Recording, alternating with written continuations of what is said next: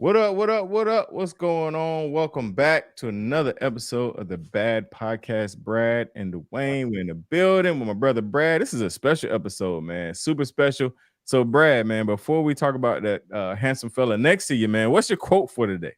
I got something coming in hot. Alexander Graham Bell. Before anything else, preparation is the key to success. So we're going to talk about prepreparation today. I love it, man. Prep, rep, repeat. That's your saying, right? I got the shirt. Right. I see your shirt. Hey, good job, guys. Good job. Mental battles. Mental battles.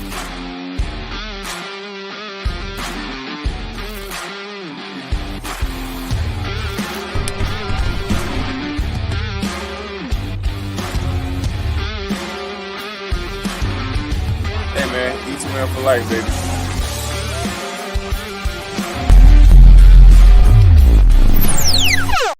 What it look like, what it be like, what it do, man. In here, another episode of the Bad Podcast, Brad and Dwayne.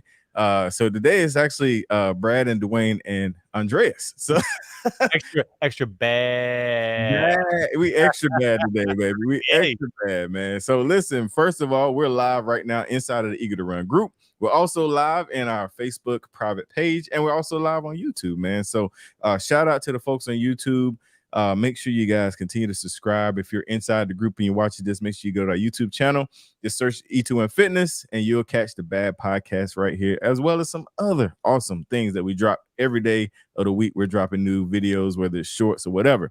So, Brad, man, let's talk about what we're going to talk about today. I'm super excited about this topic because what I've learned with E2M is it's ever developing. E2M is not just for weight loss. We develop a strength training. We have a free run club. We're going to talk about nutrition, man. So I'm going to be quiet and let you get into it, man. Let's do it. No, I love it, D. And you know, this one's going to be a really fun one because we're going to take one of those side groups, one of the sister companies of E2M, and we're going to talk about Eager to Run today. But we're also going to talk about E2M Kitchen. And I got my guy over here, the chef, the running chef. And Andreas, you can introduce yourself and just tell us a little bit about yourself. All right, guys. My name is Andreas. I'm the chef over at E2M Kitchen. Been in the group for, oh my gosh, about 6 years now. Golly. And so I'm also the only 7. what they call me. So, you know, training for a couple of marathons, you know, cooking up some delicious meals and, you know, just trying to stay active and stay out there. Andreas knows more about the meals that I like than I know myself because he's the man with the plan. But there's a handful of meals out there that I just can't get enough of. Tell me about the one meal that I like, and I reached out to you. It was the chicken tahini. Boom, there it is. Chicken tahini. Can't even pronounce it. I don't know how to say it, but it sure is good.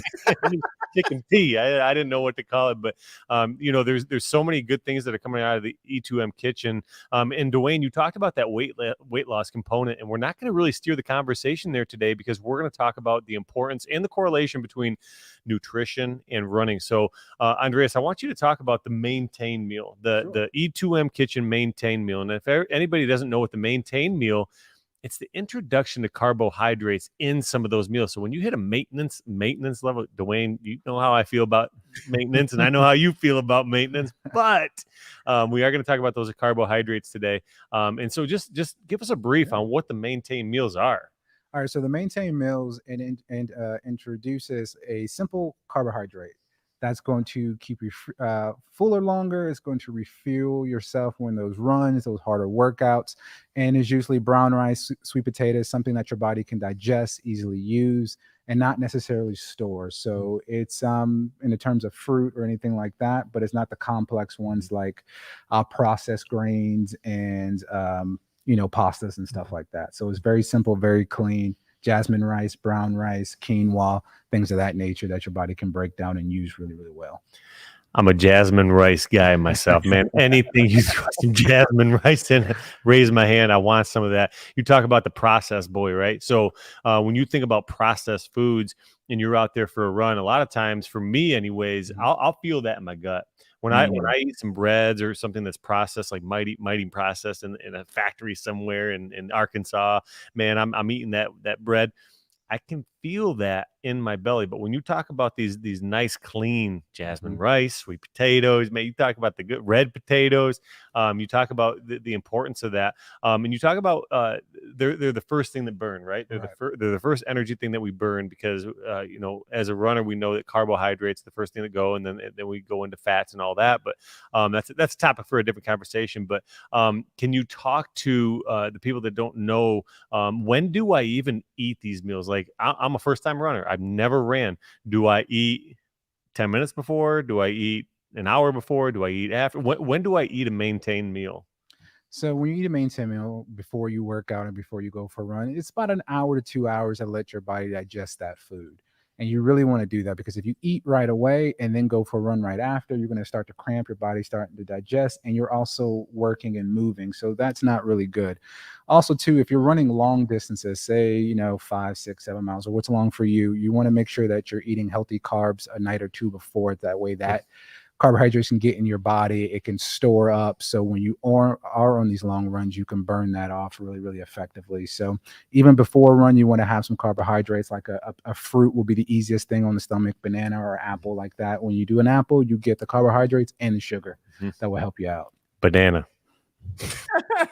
I'm just saying, baby, banana.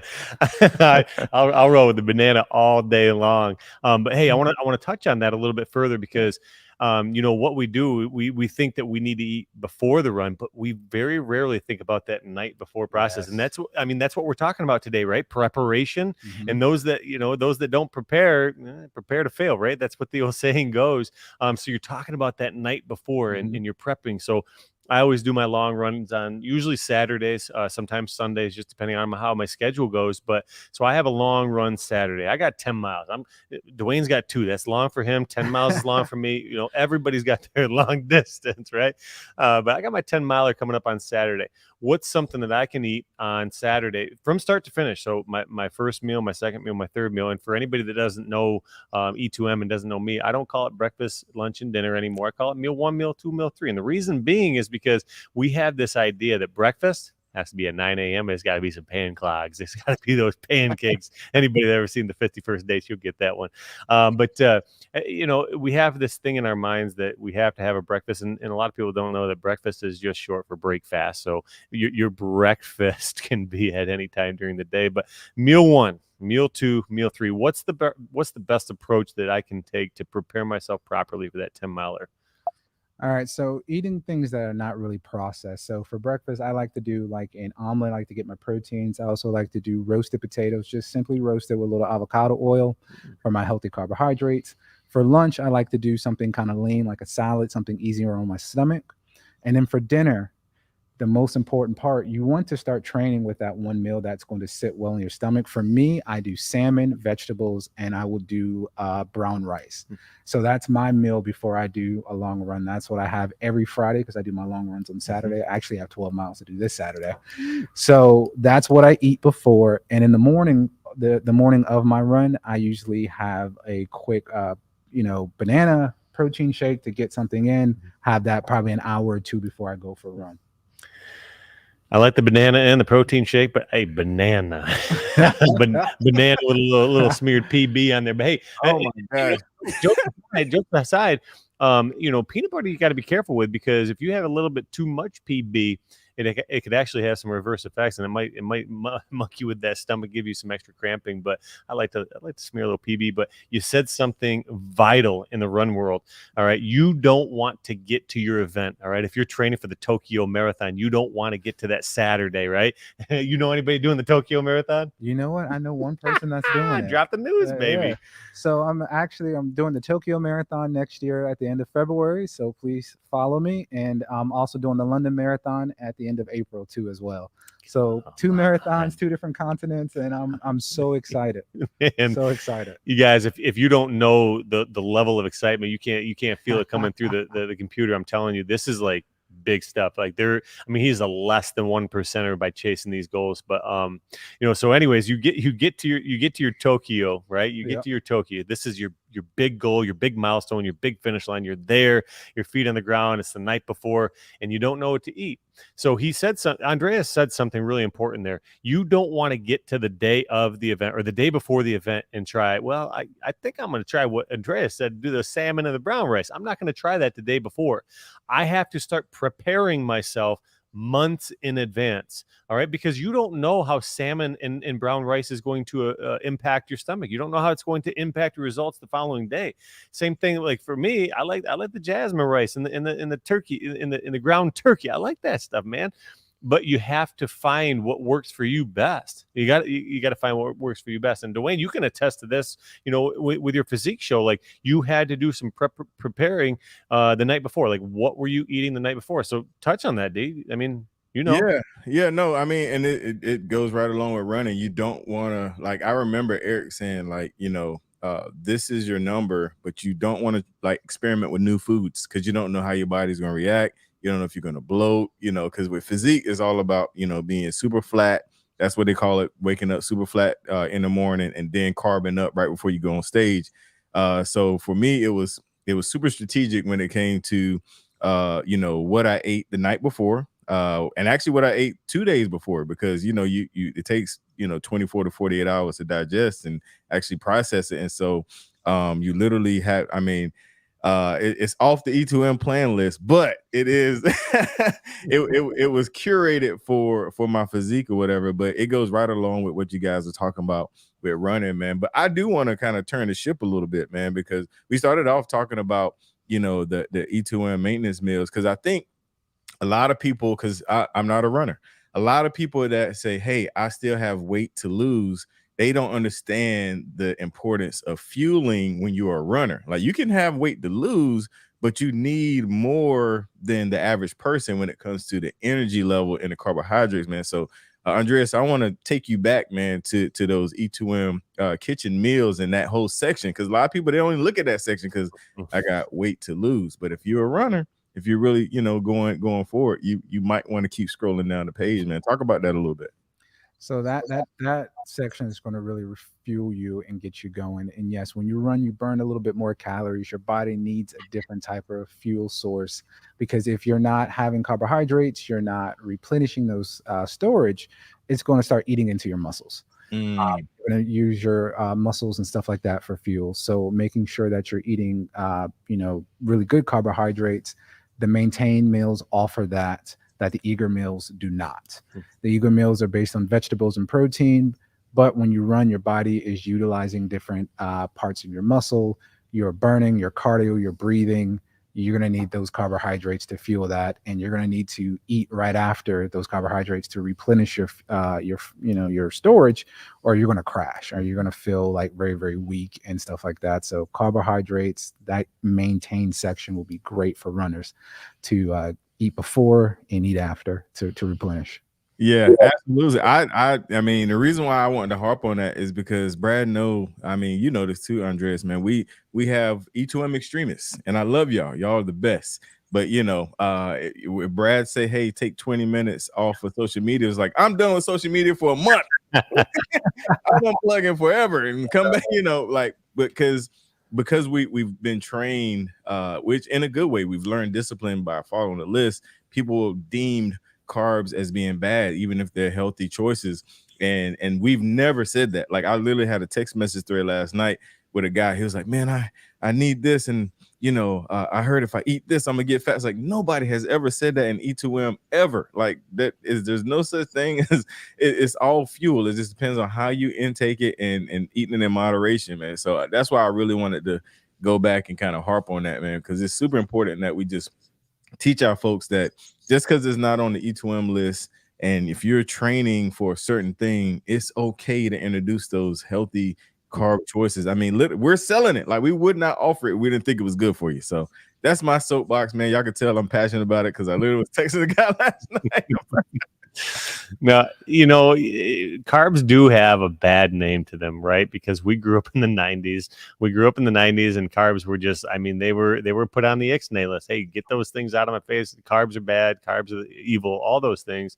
And we don't understand the importance of fueling our body versus filling our body. A lot of people just like to fill their bodies and they're not filling it with the right things. They're not fueling that body. And even with E2M, even the standard E2M, we have carbohydrates, right? We do fruits every other week. I don't know if I'm supposed to say that out loud or not, but I did.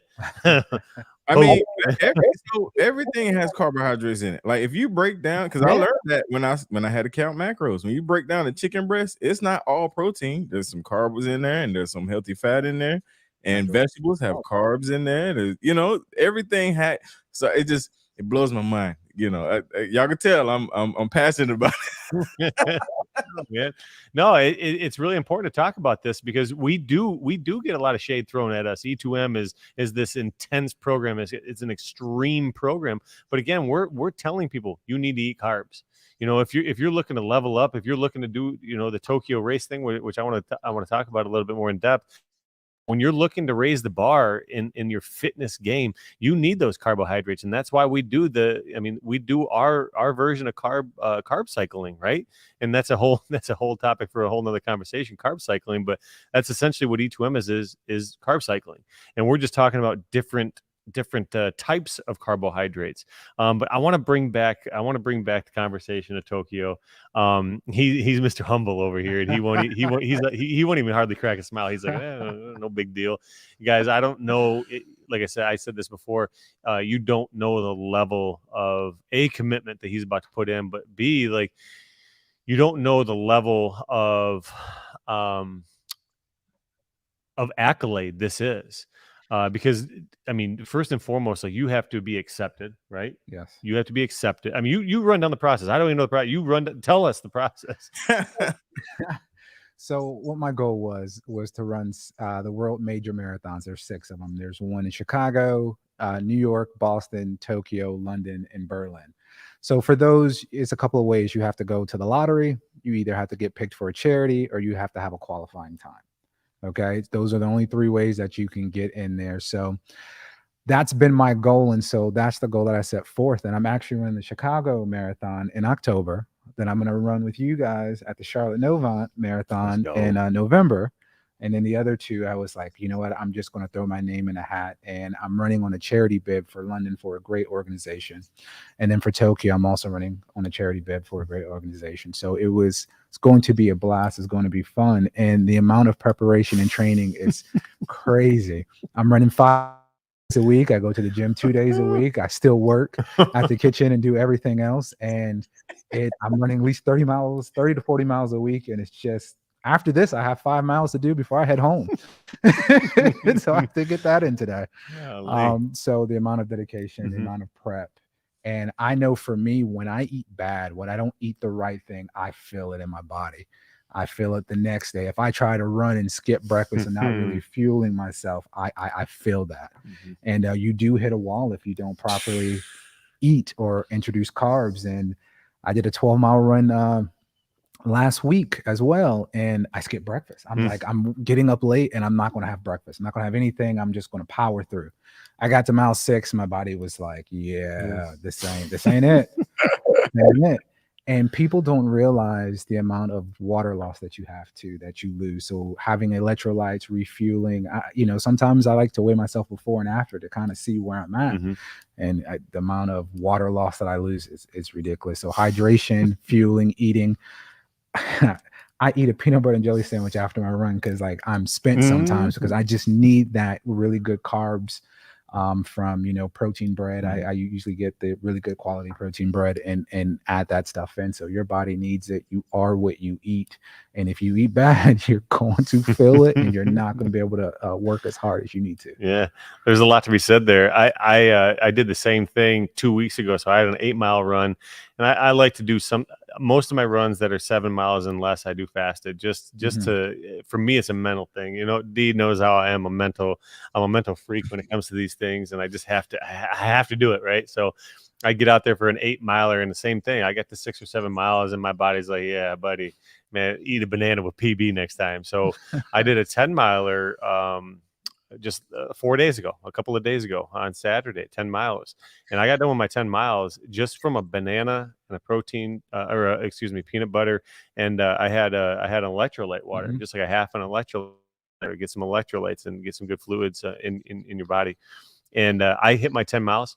I honestly could have went for probably 3 or 4 miles after that. Yeah. And it's just a testament of what you're putting in your body. You said it, Andreas. You are what you eat. Yep. And it's sad. I just had a conversation with a friend, and a lot of people don't know how to eat, right?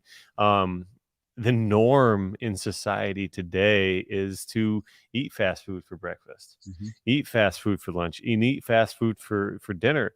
And Dwayne said it too, like, anything in moderation. Can you have a cheeseburger? Golly, go get a cheeseburger, please. I had a cheeseburger yesterday. Not really, but I could have, I very well could have.